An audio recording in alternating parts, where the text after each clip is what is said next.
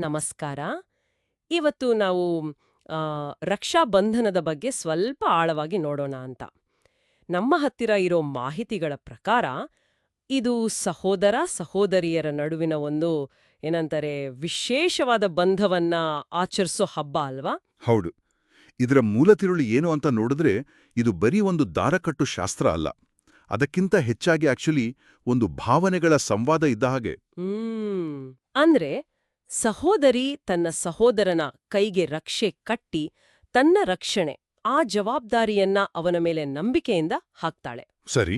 ಅದಕ್ಕೆ ಪ್ರತಿಯಾಗಿ ಸಹೋದರ ಕೂಡ ಆ ನಂಬಿಕೆಯನ್ನ ಉಳಿಸ್ಕೊಳ್ಳುವ, ಆಕೆಯನ್ನ ಯಾವಾಗ್ಲೂ ಕಾಪಾಡುವ ಒಂದು ವಾಗ್ದಾನ ಕೊಡ್ತಾನೆ.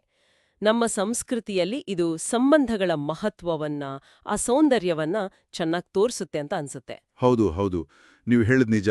ಈ ಒಂದು ಭಾವನಾತ್ಮಕ ವಿನಿಮಯಕ್ಕೆ ಒಂದು ಹೇಗೆ ಹೇಳೋದು ಗಟ್ಟಿಯಾದ ಪೌರಾಣಿಕ ಸಾಂಸ್ಕೃತಿಕ ಹಿನ್ನೆಲೆಯೂ ಇದೆ. ಓ ಹಾಗಾ?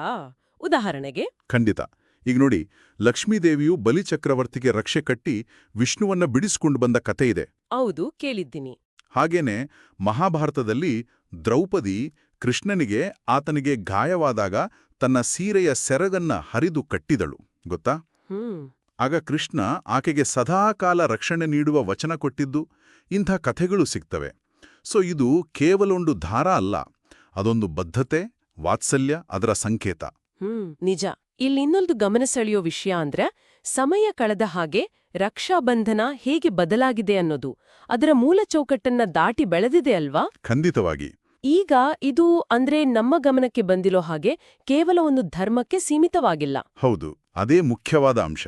ಎಲ್ಲ ಧರ್ಮದವರು, ಸಂಸ್ಕೃತಿಯವರು ಎಲ್ಲರನ್ನೂ ಒಂದುಗೂಡಿಸುವ ಹಾಗೆ ಒಂದು ಸಾರ್ವತ್ರಿಕ ಪ್ರೀತಿ, ವಿಶ್ವಾಸದ ಸಂಕೇತ ಆಗ್ತಾ ಇದೆ ಅನ್ಸುತ್ತೆ. ಖಂಡಿತ. ಆ ವಿಸ್ತರಣೆ ಬಹಳ ಮುಖ್ಯ.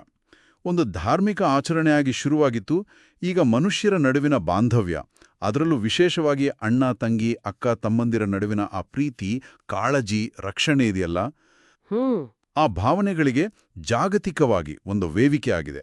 ಅದಕ್ಕೆ ಸಾರ್ವತ್ರಿಕ ಪ್ರೀತಿ ಮತ್ತು ವಿಶ್ವಾಸದ ಹಬ್ಬ ಅನ್ನೋ ಮಾತು ತುಂಬಾ ಸರಿ ಹೊಂದುತ್ತೆ. ಹೌದು ಹೌದು. ಇದು ಬರೀ ರಕ್ತ ಸಂಬಂಧಿಗಳದ್ದೇ ಆಗಿ ಉಳಿದಿಲ್ಲ. ಈಗ ಆತ್ಮೀಯ ಸ್ನೇಹಿತರು, ಅಕ್ಕಪಕ್ಕದವರು ಕೂಡ ಈ ಬಂಧವನ್ನ ಆಚರಿಸ್ತಾರೆ. ಹಾಗಾದ್ರೆ ಈ ಎಲ್ಲಾ ಅಂಶಗಳನ್ನ ಒಟ್ಟಿಗೆ ನೋಡಿದಾಗ ನಾವು ಏನ್ ಅರ್ಥ ಮಾಡ್ಕೋಬೋದು? ರಕ್ಷಾಬಂಧನ ಅಂದ್ರೆ ಸುಮ್ಮನೆ ದಾರ ಕಟ್ಟೋದಲ್ಲ. ಅಲ್ಲವೇ ಅಲ್ಲ.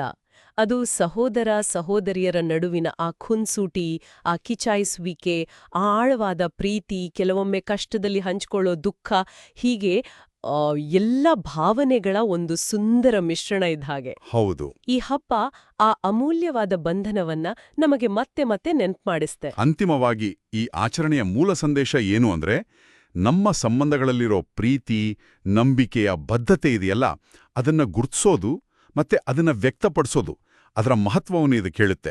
ರಕ್ಷಾಬಂಧನ ಆ ಭಾವನೆಗಳನ್ನ ಇನ್ನಷ್ಟು ಗಟ್ಟಿಗೊಳಿಸಲು, ಅದನ್ನ ಪುನರುಚ್ಚರಿಸಲು ಸಿಗುವೊಂದು